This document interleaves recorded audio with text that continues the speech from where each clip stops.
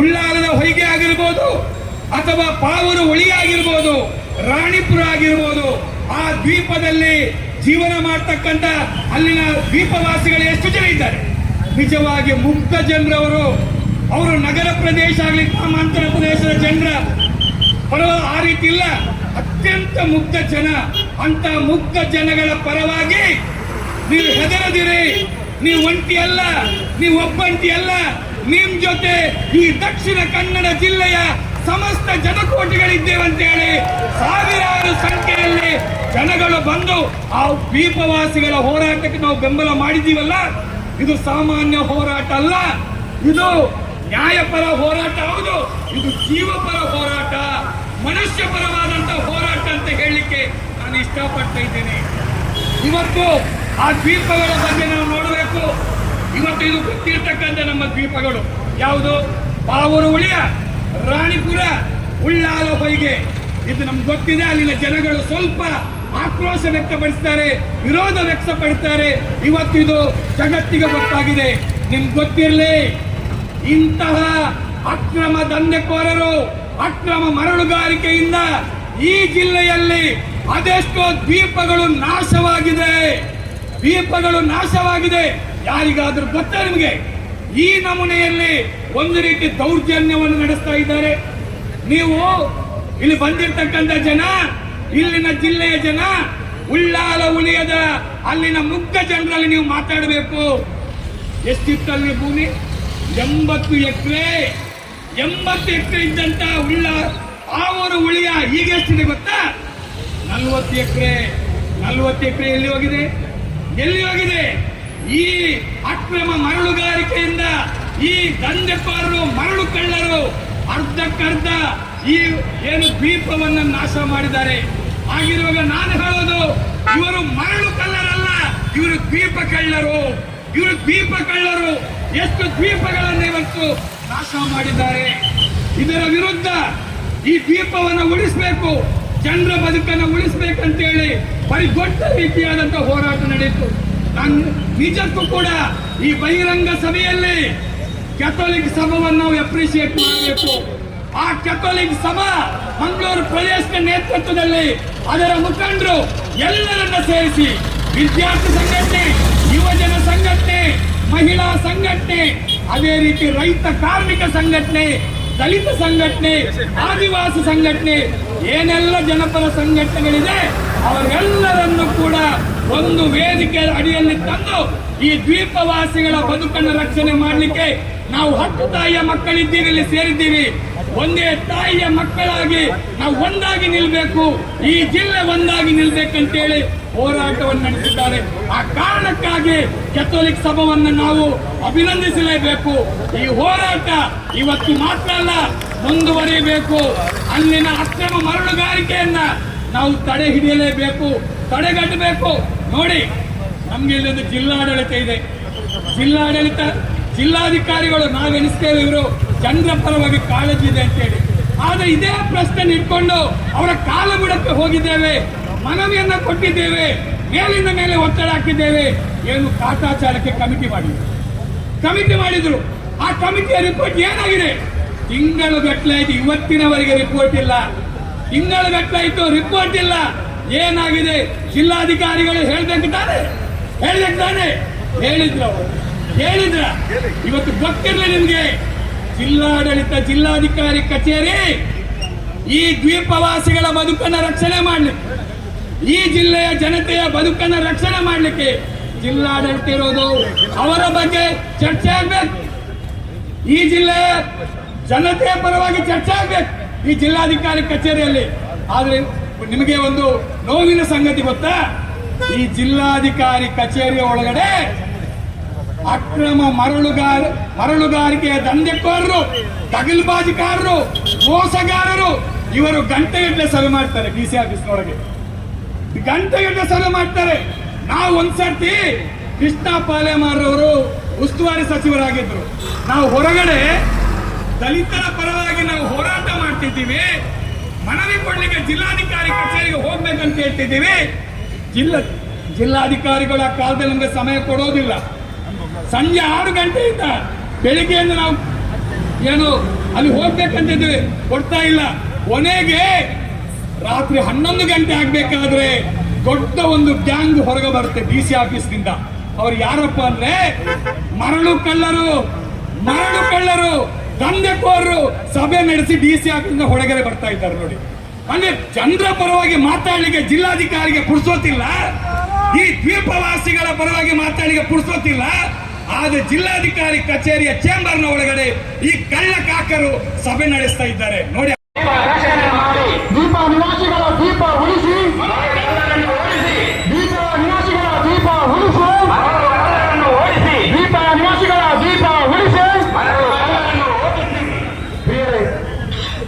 ಈ ದೀಪವಾಸಿಗಳ ಮನೆ ನಾಶವಾದರೆ ಅವರು ನಿಲ್ಲುವುದೆಲ್ಲಿ ಅಂದ್ರೆ ಜಿಲ್ಲಾಡಳಿತ ಇದು ಉಂಟಲ್ಲ ಆಫೀಸ್, ಮತ್ತೆ ಅದೇ ರೀತಿ ಇದು ಪೊಲೀಸ್ ಕಚೇರಿ ಆಫೀಸ್ ಉಂಟಲ್ಲ, ಅಲ್ಲಿ ಹೋಗಿ ನಾವು ನಿಲ್ಲುವುದು.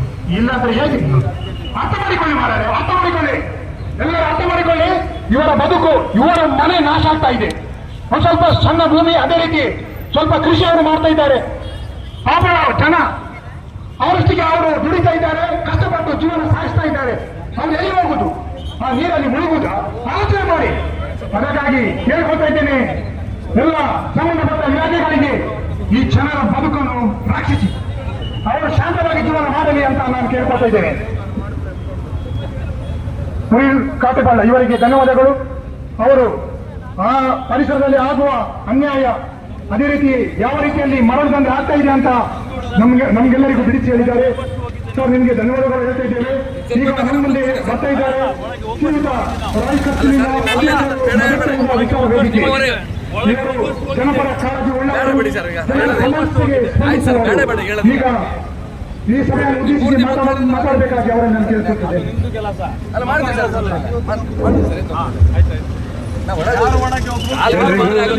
ಶುಭಾಶಯಗಳು. ಯಾರಿಗಾಗಿ ನಾವು ಹೋರಾಟ ಮಾಡ್ತಾ ಇದ್ದೇವೆ? ನ್ಯಾಯಕ್ಕಾಗಿ ಸರಿ, ಆದ್ರೆ ಪಾವೂರುಳ್ಳಿಯ ನಿವಾಸಿಗಳಿಗಾಗಿ.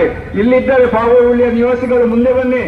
ಅವರನ್ನು ಸರಿಯಾಗಿ ನೋಡ್ಕೊಳ್ಳಿ. ಇನ್ನೊಬ್ರು ಇದ್ದಾರೆ ಹಿಂದ್ಗಡೆ, ಮುಂದೆ ಬನ್ನಿ. ಇನ್ನೊಬ್ರು ಮೇಲೆ ಇದ್ದಾರೆ, ಇಲ್ಲಿದ್ದಾರೆ. ಇವರನ್ನು ಸರಿಯಾಗಿ ನೋಡ್ಕೊಳ್ಳಿ.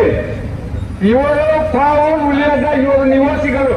ಶತಕಗಳ ಕಾಲದಿಂದ ಇವರ ಪೂರ್ವಜರು ಆ ಸ್ಥಳದಲ್ಲಿ ವಾಸಿಸ್ತಾ ಇದ್ದಾರೆ. ಅವರ ಹತ್ರ ಮನೆ ಟ್ಯಾಕ್ಸ್ ಕಟ್ತಾ ಇದ್ದಾರೆ, ಆರ್ಟಿಸಿಗಳಿದೆ, ಜಮೀನಿನ ಎಲ್ಲ ಹಕ್ಕುಗಳಿದೆ ಅವರ ಹತ್ರ. ಆದ್ರೆ ಅವ್ರಿಗೆ ರಸ್ತೆ ಇಲ್ಲ, ನೀರಿನ ಮಧ್ಯದಲ್ಲಿದ್ದು ಸರಿಯಾಗಿ ಕುಡಿಯುವ ನೀರಿಲ್ಲ. ಇವರ ಪರಿಸ್ಥಿತಿ ಹೇಗೆ ಇದೆ ಅಂತ ನೀವು ಆಲೋಚನೆ ಮಾಡಿ ನೋಡಿ. ಇವರು ಈ ನಮ್ಮ ದೀಪವಾಸಿಗಳ ಬೆಂಬಲಕ್ಕೆ ನಿಲ್ಲಿಕ್ಕೆ ನಾವು ಇಷ್ಟು ಬಹಳ ದೊಡ್ಡ ಸಂಖ್ಯೆಯಲ್ಲಿ ನಾವು ಇವತ್ತು ಸೇರಿದ್ದೇವೆ.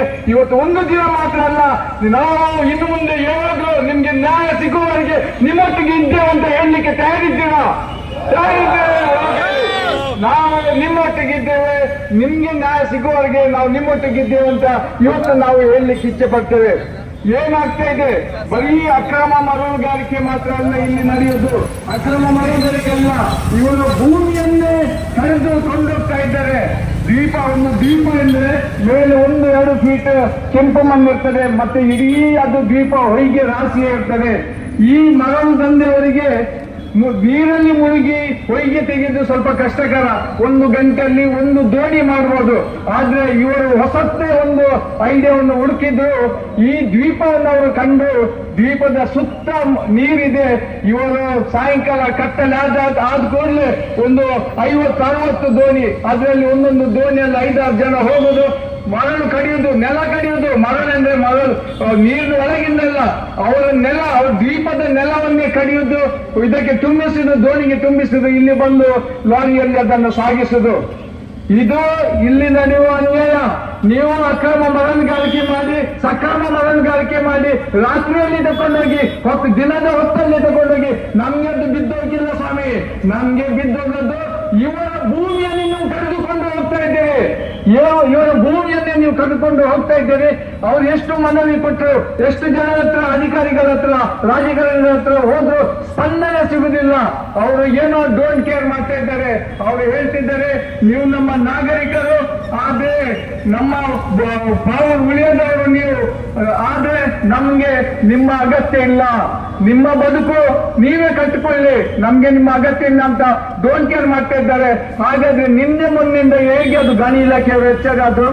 ಗಣಿ ಇಲಾಖೆಯವರು ಹುಡುಕಿ ಹೋಗ್ತಾ ಇದ್ದಾರೆ. ಯಾರು ಈ ಪ್ರತಿಭಟನೆಯನ್ನು ಆರ್ಗನೈಸ್ ಮಾಡ್ತಾ ಇದ್ದಾರೆ? ನಮ್ಮ DC ಅವರು ಇವತ್ತು ಸ್ಟೇಟ್ಮೆಂಟ್ ಕೊಟ್ಟರು, ನಾನು ಬೇಕಾದದೆಲ್ಲ ಕ್ರಮಗಳನ್ನು ತಗೊಳ್ತೇನೆ ಅಂತ. ಗಣಿ ಇಲಾಖೆಯವರು ನಿನ್ನೆ ಹೇಳುದು, ನಾವು CCTV ಹಾಕ್ತೇವೆ, ಸಂಪೂರ್ಣ ನಾವು ಪೊಲೀಸ್ ರಕ್ಷಣೆ ನಿಮಗೆ ಕೊಡ್ತೇವೆ. DC ಅವರು ಹೇಳಿದ್ರು, ಅಲ್ಲಿ ಏನು ಅಕ್ರಮ ನಡೆದ್ರೆ ಅವರನ್ನು ನಾವು ಅರೆಸ್ಟ್ ಮಾಡ್ತೇವೆ ಅಂತ. ಇದು ಒಂದು ದ್ವೀಪದ ಕಥೆ ಅಲ್ಲ. ರಾಣಿಪುರ ಹುಲಿಯ ಹಾಗೇನೆ ಉಳ್ಳಲ ಹೊಯ್ಗೆ ಈ 8 ದ್ವೀಪಗಳಲ್ಲಿ ಕೂಡ ಇಂಥದೇ ಮರಳ ದಂಧೆ ನಡೀತಾ ಇದೆ. ಆದ್ರೆ ನಾನು ಇವತ್ತು ಕೇಳುದು, ಈ ದ್ವೀಪವಾಸಿಗಳ ಬದುಕನ್ನು ರಕ್ಷಿಸಲಿಕ್ಕೆ ಯಾರಿದ್ದಾರೆ? ಅವರು ಇವತ್ತು ಹೊಯ್ಗೆ ನಿಲ್ಲಿಸಬಹುದು, ಇನ್ನೊಂದು ವರ್ಷದಲ್ಲಿ ಅದನ್ನು ಪುನಃ ಪ್ರಾರಂಭಿಸಬಹುದು. ಯಾವ್ದಕ್ಕೆ ಅಡ್ಡಿ ಬರ್ತದೆ?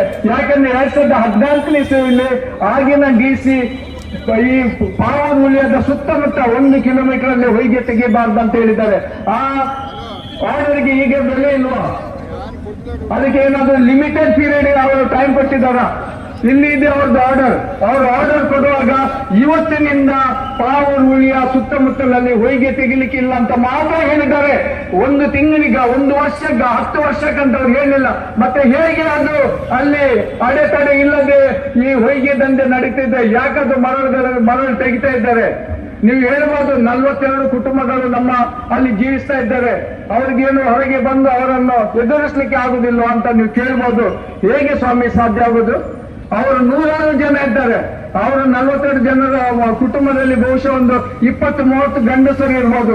ಈ 100 ಜನಗಳನ್ನು ಅವ್ರು ಎದುರಿಸಲಿಕ್ಕೆ ಸಾಧ್ಯ ಉಂಟಾ?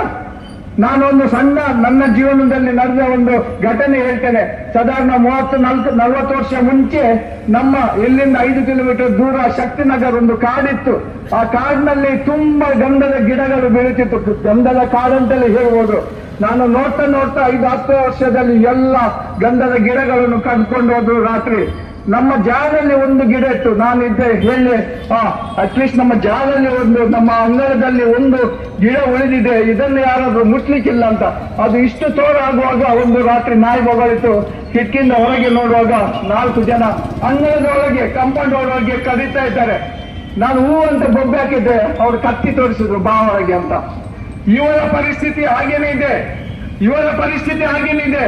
ನೀವು ಬೊಬ್ಬೆ ಹಾಕಿದ್ರೆ, ನಾವು ಗಲಾಟೆ ಮಾಡಿದ್ರೆ ಯಾರನ್ನು ಕರೆದ್ರೆ, ಪೊಲೀಸನ್ನು ಹೇಗೆ ಕರೆಯೋದು? ಪೊಲೀಸೇ ಬಂದ್ರು ಕೂಡ ಅವರು ನದಿ ದಾಟಿ ಬರಬೇಕು, ದೋಣಿಯಲ್ಲೇ ಬರಬೇಕು. ಒಂದೇ 7 ದೋಣಿಯಲ್ಲಿ ಬರಬೇಕು, ಇಲ್ಲಾಂದ್ರೆ ಮರಳು ದಂಧೆ ಮಾಡುವವರು ಅವರ ದೋಣಿಯಲ್ಲೇ ಬರಬೇಕು. ಹೇಗೆ ನ್ಯಾಯ ಕೊಡ್ಲಿಕ್ಕೆ ಸಾಧ್ಯ ಉಂಟು? ಇಂಥ ಪರಿಸ್ಥಿತಿಯಲ್ಲಿ ಅವರು ಜೀವಿಸ್ತಾ ಇದ್ದಾರೆ. ಖಂಡಿತವಾಗಿ ನಾವು ಅವರಿಗೆ ಸಹಕಾರ ಕೊಡಬೇಕು, ಅವರಿಗೆ ಬೆಂಬಲ ಕೊಡಬೇಕು.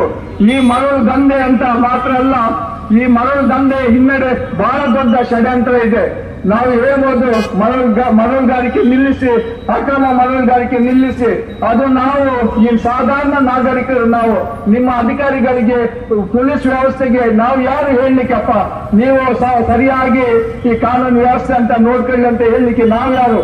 ಸರ್ಕಾರಕ್ಕೆ ರಾಯಲ್ಟಿ ತಪ್ತಾ ಇದೆ, ಅದನ್ನು ನೀವು ಮಾಡದಿದ್ರೆ ನಿಮ್ಗೆ ಶಿಕ್ಷೆ ಆಗ್ತದೆ ಅಂತ ನಾವು ಯಾರು ಹೇಳಲಿಕ್ಕೆ? ನಾವು ಸಾಧಾರಣ ನಾಗರಿಕರು, ಈ ನಮ್ಮ ದೇಶದ ಈ ರಾಜ್ಯದ ನಿವಾಸಿಗಳು. ನಮ್ಗೆ ಆ ಹಕ್ಕೇ ಇಲ್ಲ. ನಾವು ಹೆದರಿಕೊಂಡು ಬದುಕಬೇಕು. ಈ ದಂಧೆಕೋರಗಳಿಂದ, ಕಳ್ಳರಿಂದ ಕೂಡ ನಾವು ಹೆದರಬೇಕು. ನಮ್ಮ ವ್ಯವಸ್ಥೆಯಿಂದ, ನಮ್ಮ ಕಾನೂನು ವ್ಯವಸ್ಥೆಯಿಂದ, ಅಧಿಕಾರಿಗಳಿಂದಲೂ ಕೂಡ ನಾವು ಹೆದರ್ಕೊಂಡು ಜೀವಿಸಬೇಕು.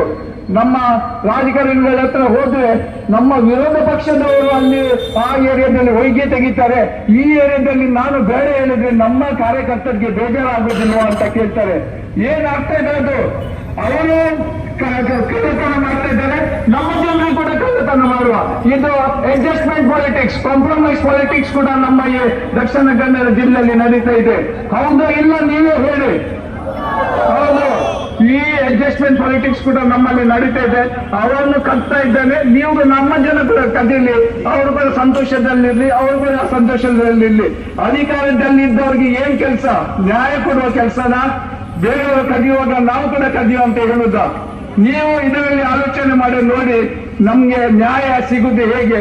ಎಲ್ಲರೂ ಒಟ್ಟಿಗೆ ಶಾಮೀಲಾದ್ರೆ ನಮ್ಗೆ ಎಲ್ಲಿಂದ ನ್ಯಾಯ ಸಿಗ್ತದಂತ ನೀವು ಆಲೋಚನೆ ಮಾಡಿ ನೋಡಿ. ಇದು ಒಂದು ನಾನು ಹೇಳಿದೆ, ಇದೊಂದು ಬಹಳ ದೊಡ್ಡ ಷಡ್ಯಂತ್ರ. ಇದ್ರ ಹಿಂದೆ ನಾನು ಸ್ವಲ್ಪ ಆಲೋಚನೆ ಮಾಡಿ ನೋಡುವಾಗ ನಿಮ್ಗೆ ಶಾಕ್ ಆಗ್ಬೋದು. ಈ ದ್ವೀಪ ನಿವಾಸಿಗಳಿಗೆ ಅದಕ್ಕಿಂತ ಹೆಚ್ಚು ಆತಂಕ ಆಗ್ಬೋದು. ಯಾಕಂದ್ರೆ ನೀವು ನೋಡಿದ್ದೀರಿ, ನಮ್ಮ ಎತ್ತಿನ ಹೊಳೆ ಎಷ್ಟು ವರ್ಷ ಹೋದ್ರು, ಎಷ್ಟು ಪ್ರತಿಭಟನೆಗಳು ಆದ್ರೂ ಎತ್ತಿನ ಹೊಳೆ ಸಂಪೂರ್ಣ ಆಯ್ತು.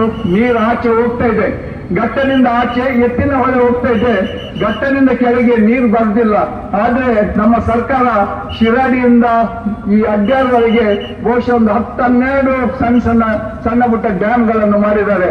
ಈ ಡ್ಯಾಮ್ಗಳು ಅಲ್ಲಲ್ಲಿ ಸಣ್ಣ ಟೌನ್ಶಿಪ್ಗೆ ನೀರು ಕೊಡ್ಲಿಕ್ಕೆ ಈ ಅಡ್ಯಾರ್ನಲ್ಲಿ ಒಂದು ಕೂಡ ಡ್ಯಾಮ್ ರಸ್ತೆನ ನೀವು ಹೇಳಿ, ಅದು ಡ್ಯಾಮ್ ರಸ್ತೆ ಉಳಿಯದವರು ಡ್ಯಾಮ್, ಅದಕ್ಕೆ ಇನ್ನೂ ಗೇಟ್ ಹಾಕಿಲ್ಲ. ನೆನಪಿಡಿ, ಮಂಗಳೂರು ನಗರ ಅಭಿವೃದ್ಧಿಗೊಳ್ತಾ ಇದೆ, ನೀರಿನಲ್ಲಿ ಇಲ್ಲಿ ಶಾರ್ಟೇಜ್ ಆಗುವಾಗ ಆ ಡ್ಯಾಮಿಗೆ ಗೇಟ್ ಹಾಕ್ತಾರೆ. ನಾವು ಏನು ಮಾಡಿದ್ರು ಈ ದ್ವೀಪ ಮುಳ್ಕೊಂಡು ಹೋಗ್ತದೆ. ನಾವು ಎಚ್ಚರಗೊಳ್ಳಬೇಕು. ಡ್ಯಾಮಿನ ಗೇಟ್ ಹಾಕುವ ಮುಂಚೆ ನಾವು ಎಚ್ಚರಗೊಳ್ಳಬೇಕು. ಯಾಕೆಂದ್ರೆ ನಾವು ಎಷ್ಟು ಪ್ರತಿಭಟನೆ ಮಾಡಿದ್ರು ಇದು ನಮ್ಮ ದಾರಿ ತಪ್ಪಿಸುವ ಪ್ರತಿಭಟನೆ. ಅವರು ದಾರಿ ತಪ್ಪಿಸ್ತಾ ಇದ್ದಾರೆ, ಬರೀ ಹೊಯ್ಗೆ ಮೇಲೆ ಫೋಕಸ್ ಮಾಡ್ತಾರೆ. ಇದು ಬರೀ ಹೊಯ್ಗೆ ವಿಷಯ ಇಲ್ಲ, ಈ ದ್ವೀಪ ನಿವಾಸಿಗಳ ಬದುಕಿನ ವಿಷಯ. ಈ ಡ್ಯಾಮಿನ ಗೇಟ್ ಹಾಕಿದ್ರೆ ತನ್ನಂತಾನೆ ಎಲ್ಲ ದ್ವೀಪ ನಾಶಗೊಂಡು ಹೋಗ್ತದೆ. ಇದನ್ನು ನಾವು ಸರಿಯಾಗಿ ಆಲೋಚನೆ ಮಾಡಬೇಕು. ಇದರ ವಿರುದ್ಧ ನಾವು ಹೋರಾಡಬೇಕು. ಇದಕ್ಕೆ ಏನ್ ಬೇಕು, ನಮ್ಮ ದ್ವೀಪವಾಸಿಗಳಿಗೆ ಅವರ ಸಹಕಾರಕ್ಕೆ ನಾವು ಬರಬೇಕು, ಅವ್ರಿಗೆ ಬೆಂಬಲಕ್ಕೆ ನಿಲ್ಬೇಕು. ಕಡೆ ತನಕ ಅವರಿಗೆ ನ್ಯಾಯ ಸಿಗುವವರೆಗೆ, ಅದು ಯಾವ ರೀತಿಯಲ್ಲಿ ನ್ಯಾಯ ಸಿಗ್ತದೆ ನಮ್ಗೆ ಗೊತ್ತಿಲ್ಲ, ಆದ್ರೆ ನ್ಯಾಯ ಸಿಗುವವರೆಗೆ ನಾವು ಅವರೊಟ್ಟಿಗೆ ಇರಬೇಕು, ನಮ್ಮ ಬೆಂಬಲ ಅವರಿಗೆ ತೋರಿಸ್ಬೇಕು ಅಂತ ನಾನು ಹೇಳ್ತಾ ಇದ್ದೇನೆ. ಇಲ್ಲಿ ಸೇರಿದ ಇಷ್ಟು ಬಹಳ ದೊಡ್ಡ ಸಂಖ್ಯೆಯಲ್ಲಿ ನೀವು ಸೇರಿದ್ದೀರಿ. ಬಹುಶಃ ನಿಮ್ಗೆ ಈ ಏನಿದು ನಡೀತದೆ ಇದರ ಬಗ್ಗೆ ನಿಮ್ಗೆ ಅರ್ಥವಾಗಿದೆ ಅಂತ ನಾನು ಭಾವಿಸ್ತೇನೆ. ಯಾಕೆಂದ್ರೆ ಇಷ್ಟು ದೊಡ್ಡದಲ್ಲಿ ಸಂಖ್ಯೆಯಲ್ಲಿ ಸೇರ್ಬೇಕಾದ್ರೆ ಸುಮ್ನೆ ಏನೋ ಒಂದು ರೋಡ್ ಶೋ ಮಾಡ್ಲಿಕ್ಕೆ, ಸುಮ್ನೆ ಒಂದು ಪಿಕ್ನಿಕ್ ನೀವು ಬರ್ಲಿಲ್ಲ. ನಮ್ಮ ದ್ವೀಪವಾಸಿಗಳು 42 ಕುಟುಂಬಗಳು ಈ ದ್ವೀಪ ನಾಶ ಆದ್ರೆ ಇಡೀ ಈ 42 ಕುಟುಂಬಗಳು ನಾಶಿಸಿ ಹೋಗ್ತೇವೆ. ಇಷ್ಟು ನಾನು ಹೇಳಲಿಕ್ಕೆ ನಿಮ್ಗೆ ಬಯಸ್ತೇನೆ. ಈ ಜಿಲ್ಲಾಡಳಿತ ಮನಸ್ಸು ಮಾಡಿದ್ರೆ ಉಡುಪಿಯಲ್ಲಿ ದ್ವೀಪಗಳಿವೆ, ಬಹಳಷ್ಟು ದ್ವೀಪಗಳಿವೆ. ಬಹುಶಃ ಮಲ್ಪೆಯಿಂದ ಕಲ್ಯಾಣಪುರ, ಬ್ರಹ್ಮಾವರ, ಸಂತಗಟ್ಟೆ, ಬಾರ್ಕೂರು, ಕುಂದಾಪುರವರೆಗೆ ಬಹಳಷ್ಟು ದ್ವೀಪಗಳಿವೆ. ಇದು ಎಲ್ಲ ದ್ವೀಪಗಳನ್ನು ಅವರು ಪ್ರವಾಸೋದ್ಯಮಕ್ಕೆ ಬಳಸ್ತಾ ಇದ್ದಾರೆ. ನೀವು ಬಹುಶಃ ನೀವು ಕೂಡ ಅಲ್ಲಿಗೆ ಪ್ರವಾಸೋದ್ಯಮಕ್ಕೆ ಹೋಗ್ತಿದ್ದೀರಿ, ಪಿಕ್ನಿಕ್ಗೆ ನೀವು ಕೂಡ ಹೋಗ್ತಾ ಇದ್ದೀರಿ ಉಡುಪಿಯಲ್ಲಿ. ಮಂಗಳೂರಿನಲ್ಲಿ, ದಕ್ಷಿಣ ಕನ್ನಡದಲ್ಲಿ ಯಾಕೆ ಇದು ಸಾಧ್ಯತೆ ಇಲ್ಲ? ಯಾಕೆ ನಮ್ಮ ಜಿಲ್ಲಾಡಳಿತಕ್ಕೆ, ಯಾಕೆ ಈ ಟೂರಿಸಂ ಡಿಪಾರ್ಟ್ಮೆಂಟ್ಗೆ ಈ ದ್ವೀಪಗಳನ್ನು ಪ್ರವಾಸೋದ್ಯಮಕ್ಕೆ ಬೆಳೆಸಲಿಕ್ಕೆ ಸಾಧ್ಯ ಆಗ್ತಿಲ್ಲ? ಇದು ನಾವು ಆಲೋಚನೆ ಮಾಡಬೇಕು. ಅದಕ್ಕೇನೆ ನಾನು ಹೇಳಿದ್ದು, ಇದು ಒಂದು ಬಹಳ ದೊಡ್ಡ ಷಡ್ಯಂತ್ರ ಇದೆ, ಬಹಳ ದೊಡ್ಡ ಕುತಂತ್ರ ಇದೆ. ಇದರ ಅಂತಿಮ ಫಲ ಇರುವುದು ಡ್ಯಾಮಿನ ಗೇಟ್ ಹಾಕುವುದರ ಮೂಲಕ.